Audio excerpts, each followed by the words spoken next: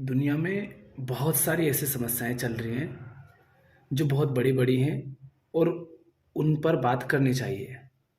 लेकिन जो main media है वो उन पर कभी बात नहीं करती। वो तो कोशिश करती है कि किस तरह उसको छुपाया जा सके और लोगों को दूसरी व्यर्थ की बातों में उलझाए रखती है। अब ऐसे एक मुद्दा अभी चल रहा है, ऐसे तो बहुत सारे मुद्दे हैं, पर एक चल रहा है हसदेव जंगल के नाम का, जहाँ जंगल काटे जा रहा है। तो वो जंगल क्यों काट रहे हैं, उसका कारण क्या है, उसका समाधान क्या हो सकता है, उसके बारे में थोड़ी सी हम बात करते हैं। ये जो हसदेव जंगल है इसको भारत का फेफड़ा कहा जाता है, लेकिन अब ये दम तोड़ रहा है।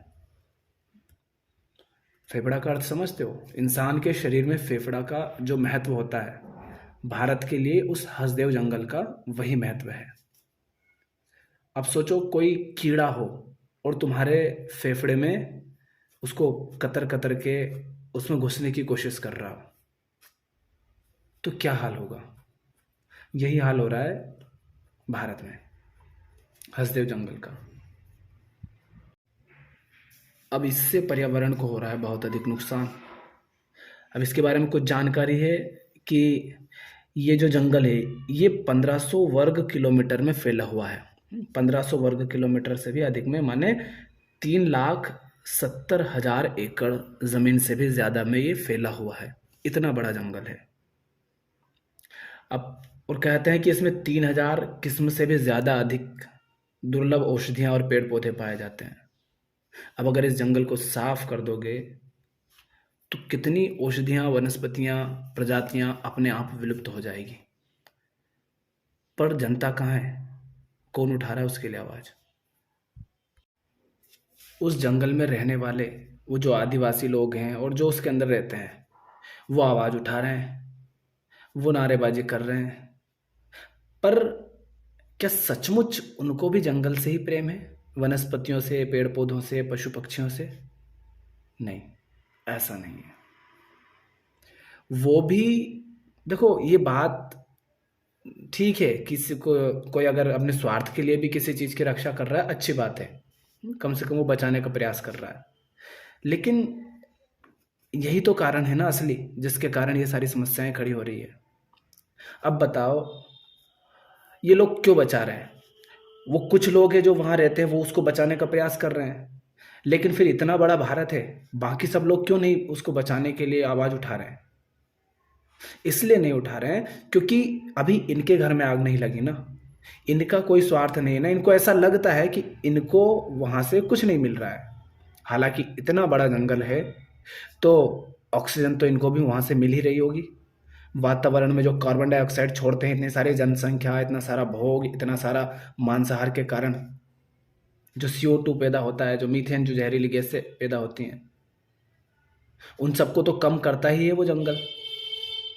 तो फायदा तो हर किसी को हो रहा है, लेकिन फिर भी ये सब आवाज़ क्यों नहीं उठा रहे हैं? क्योंकि इनको उसकी जानकारी नहीं है, पहली बात तो। और जिनको पता भी है वो क्या सोचते हैं कि हमें क्या मतलब, हमें क्या मिलेगा उससे, माने हम पे थोड़े ना समस्या आई है। तो इनका घर नहीं उजड़ रहा, इसलिए ये आवाज़ नहीं उठा रहे। और जो आवाज़ उठा रहे हैं वो सिर्फ इसलिए उठा रहे हैं क्योंकि उनका घर उजड़ रहा है। तो वो अपने घर को, अपने जीवन को, है ना, अपनी आय को बचाने के लिए आवाज़ उठा रहे हैं। वो भी इसलिए नहीं उठा रहे हैं क्योंकि उनको प्रेम है। पर ठीक है, वो उठा रहे हैं, वो भी ठीक है, इतना भी। पर जो असली कारण है वो क्या है कि इंसान सिर्फ अपने स्वार्थ के लिए आवाज़ उठाता है। वो भी वो यही स्वार्थ, खाना पीना, रहना, पैसा। दूसरी बात क्या, लोग, आप कह सकते हैं हम अडानी को, मोदी को, इनको गालियां दे सकते हैं, सरकारों को। गलत तो ये कर रहे हैं, अपन ये नहीं कह रहे कि ये गलत नहीं है, इनको नहीं करना चाहिए। पर क्यों कटाई चल रही है वहाँ पर? वहाँ पर कटाई चल रही है कोयले के लिए। और कोयला क्यों चाहिए? कोयला इसलिए चाहिए क्योंकि उससे बिजली बनाएंगे। और बिजली किसको चाहिए? बिजली चाहिए आम जनता को। बिजली चाहिए कंपनियों में उत्पादन करने के लिए। पर वो उत्पादन किसके लिए होता है? वो भी होता है आम जनता के लिए। तो असली समस्या तो यहीं पे है। तुम आज़ादी के कुछ समय पहले तक 30 करोड़ थे और आज 140 करोड़ से ज़्यादा हो गए। 4-5 गुना से ज़्यादा हो गए तुम। अपनी जनसंख्या तुमने इतनी बढ़ा ली, क्या आसमान से लाओगे फिर? आसमान से तो कुछ मिल नहीं रहा। तो अडानी या कोई सरकार ये सब काट रही है या तुम्हारी बढ़ती जनसंख्या ये जंगल को कटवा रही है? अब अडानी या सरकार इसमें क्या करे? तुम्हारे लिए तो बिजली चाहिए ना उसको। अब अगर वो बिजली के दाम बढ़ा दे तो तुम ही इधर रास्ते पे उतर जाओगे, नारेबाजी करोगे कि भाव इतने बढ़ा दिए, सरकार ऐसी, ये वो ऐसा। तो असली समस्या है इंसान का बढ़ती हुई जनसंख्या, इसका भोगवाद, इसका मांसाहार। इन सब के लिए चाहिए बिजली बहुत अधिक।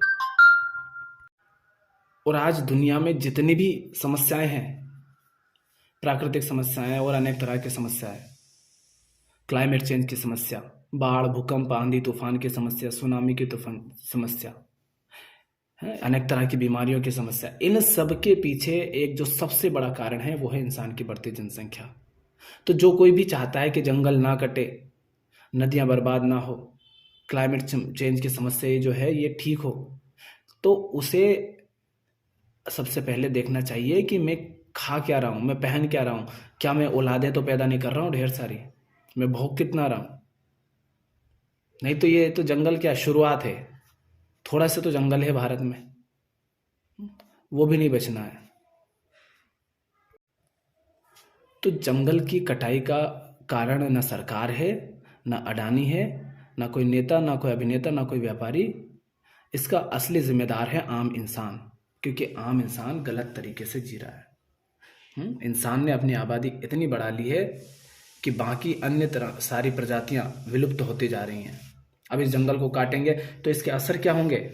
एक तरफ तुम जनसंख्या बढ़ाते जा रहे हो जो कार्बन डाइऑक्साइड छोड़ेगी, दूसरी तरफ तुम जंगल खत्म कर रहे हो जो उस कार्बन डाइऑक्साइड को सोखते, तो अब वातावरण गर्म होगा। एक तरफ प्रजातियां वैसे ही विलुप्त होती जा रही हैं।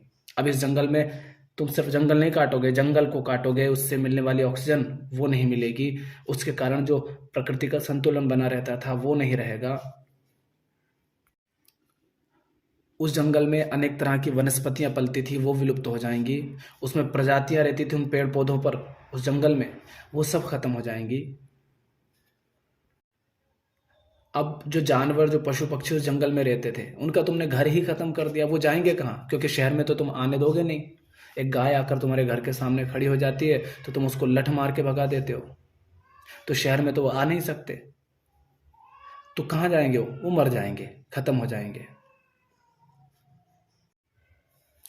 और जो भी ऐसा सोचता है कि हमें क्या फर्क पड़ता है, सबको फर्क पड़ेगा। अभी आग जंगल में लगी है तो सारे पेड़ जलेंगे, ये नहीं सोचना चाहिए कि बस वो एक ही पेड़ जल रहा है, वो अपने आसपास वालों को भी जलाएगा। तो लोगों को समझना चाहिए ये सारी समस्याएं, देखो इनसे ख़त्म नहीं होगी कि तुमने किसी पर दबाव बना दिया, उसने थोड़े दिन रोक दिया, वो कब तक रोकेगा? तुम बिजली, और ये मत कहना कि हम बिजली कम जलाएंगे। तुम थोड़ी सी बिजली कम जलाते हो पर तुमने 10 बच्चे पैदा कर दिए। अब 10 बच्चों को महल चाहिए, उनको भोगने के लिए चाहिए, उनको पहनने के लिए चाहिए, गाड़ी घोड़े चाहिए, उनको खाने पीने के लिए चाहिए। कहाँ से आएगा ये सब? इन सब में तो सारे संसाधन लगेंगे ना, और सारे संसाधन पृथ्वी से लिए जाएंगे। और कहाँ से लिए जाएंगे? वो ज़मीन से खोद कर लिए जाएंगे, जंगल काटने पड़ेंगे। तो ये, अगर ये सारी समस्याएं ख़त्म करनी है तो उसके लिए अपनी जनसंख्या जो है इसको थोड़ा नियंत्रण में रखो, जबरन पैदा मत करो। भोगवाद जो करते हो इसको थोड़ा काबू में करो, ये जो मांसाहार करते हो इसको बंद करो। और जो वाइल्ड इंस्टीट्यूट ऑफ इंडिया है उन्होंने भी कहा है कि कोयला खदान को हसदेव इलाके में नो गो जोन डिक्लेयर कर देना चाहिए कि अब वहाँ किसी का प्रवेश नहीं हो सकता, क्योंकि जरा सी भी लापरवाही, उन्हीं का कहना है, जरा सी भी लापरवाही वन्य जीवों के लिए बहुत खतरनाक हो सकती है। पर कौन समझे? जो जो वहाँ पे कटाई कर रहे हैं वो व्यापारी हैं, जो करवा रहे हैं वो राजनेता है। एक को माल चाहिए, एक को वोट चाहिए, और जनता उन्हीं के नारेबाजी करती है, उन्हीं को पूछती है, उन्हीं को सर पे बैठाए रहती है, बड़ी खुश होती है उन्हीं के नाम पर। ऐसे गंवारों को राजनीति में सबसे ऊपर बिठा दिया जाता है। जो हत्यारे हैं, बलात्कारी हैं, चोर हैं, लुटेरे हैं, जिनको आता जाता कुछ नहीं, जिन्होंने कुछ नहीं पढ़ा लिखा, ऐसे लोग राजा बने बैठे हैं लोगों के। जनता ने ही इनको चुना है। जिनको तुम गालियां देते हो उनको चुना भी तुम्ही ने। तो जब तक ऐसे दो कौड़ी के लोगों को तुम चुनते रहोगे, कुछ लालच में, थोड़े से पैसे के लालच में, थोड़े से स्वार्थ के लिए, तो तुमने 1,000-500 रुपए के लिए अपना वोट बेच दिया। अब वो 5-7 साल तुम्हें भोगेगा, तुम्हें निचोड़ेगा, तब पता चलेगा तुम्हें कि ये क्या गलती करते हो तुम। पर फिर भी आम इंसान को समझ नहीं आता, वो मूर्खता अपनी करता रहता है। तो जंगलों को कटने से अगर बचाना है तो उसका कटने का कारण है ये तीनों, हमारा भोगवाद, मांसाहार और हमारी बढ़ती जनसंख्या। और इन सबके मूल में बैठा है इंसान का अज्ञान। तो जो सबसे मूल उपाय है वो तो अध्यात्म है, माने ज्ञान। इंसान अगर ज्ञानी होगा तो ये मूर्खताएं नहीं करेगा वो। और अगर उतना गहरा नहीं जा पाता है तो इंसान को ये 2-3 काम करने पड़ेंगे कि उसे अपनी जनसंख्या पर नियंत्रण करना पड़ेगा, उसे अपने भोग को काबू में करना पड़ेगा, और मांसाहार से हाथ पीछे करने पड़ेंगे। जब तक इंसान जीवों पर हिंसा कर रहा है, वो पेड़ पौधों को क्या सोचेगा? जो अनेक लाशें बिछा करके व्यापार करता है अपना, कुछ लोग अगर मर भी जाएं, घर उजड़ भी जाए उनका, तो उससे उनको क्या फर्क पड़ता है? कितने सारे जीव पलते हैं उस जंगल में, सब खत्म। तो इसीलिए दुनिया को दोष देने का कोई अर्थ नहीं है। हाँ ठीक है, उधर आवाज़ उठाओ, वहाँ पर क्योंकि वो मूर्ख हैं तो उनको तो आवाज़ उठानी पड़ेगी उनके खिलाफ, उनको समझाना पड़ेगा। पर सबसे पहले हमें अपनी ज़िंदगी देखनी चाहिए कि मैं कैसे जी रहा हूँ। कहीं ऐसा तो नहीं कि जो इस दुनिया में इतनी बड़ी समस्याएं हैं उन सब के जड़ में मैं ही बैठा हूँ, कहीं मैं ही तो वो सब नहीं कर रहा हूँ। और अक्सर हम ही उन सब के लिए जिम्मेदार होते हैं। तो हमें अपनी ज़िंदगी को बिल्कुल सही करना होता है, बिना इस बात की परवाह किए कि दुनिया सुधरती है कि नहीं सुधरती है, लोग सुधरते हैं या नहीं सुधरते हैं, बिना ये बहाना बनाए कि मेरे अकेले के सुधर जाने से क्या होगा, है ना। बुद्ध, महावीर, कबीर, नानक साहब, इन्होंने नहीं कहा कि मैं अकेला सुधर गया तो उससे क्या फ़र्क पड़ेगा। जब अकेला व्यक्ति भी सुधरता है सचमुच तो बहुत फ़र्क पड़ता है। तो अपनी ज़िंदगी को सही ढंग से जियो। जो मूर्खताएं, जो गलतियां कर रहे हैं उनको करना बंद करो। तो ये सारी समस्याएं जो है, ये सब असर हैं, ये सब इफेक्ट हैं किस बात के, कि आप अज्ञान में जी रहे हैं। आप अपने जो दैनिक जीवन है उसमें जो निर्णय लेते हो वो सब मूर्खतापूर्ण ले रहे हो, खाने के, पीने के, पहनने के, रहने के, जीने के। ये सब लोगों को शादी करनी है तो भोग भोग, लोगों को जन्मदिन मनाना है तो उत्सव, लोगों को त्योहार मनाना है तो भोगवाद। हर जगह तो भोगवाद घुसेड़ दिया। ये क्या आसमान से आएंगी चीज़ें? बर्बाद होगी उसके लिए ज़मीन, कटेंगे जंगल। तो इस ओर लोगों को ध्यान देना चाहिए।